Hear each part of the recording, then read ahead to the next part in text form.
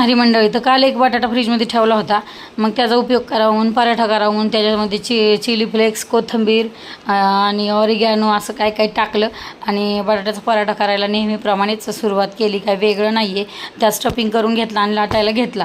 तर खूप सारं तेल आणि खूप सारं तूप लावून तो पराठा भाजला आणि तो दह्यासोबत खायला दिला. तर काल एक कमेंट होती मला की एवढा मोठा मुलगा आहे तुम्हाला आणि त्याला तुम्ही बबड्या, सोन्या, छकोल्या म्हणता होय.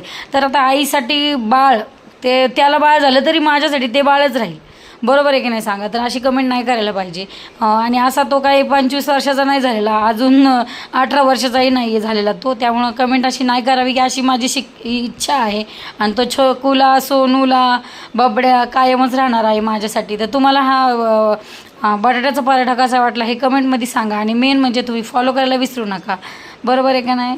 रामकृष्ण. हां नाही सबस्क्राईब करायला विसरू नका. बघा हेही माझ्या बबड्यानीच मला सांगितलं.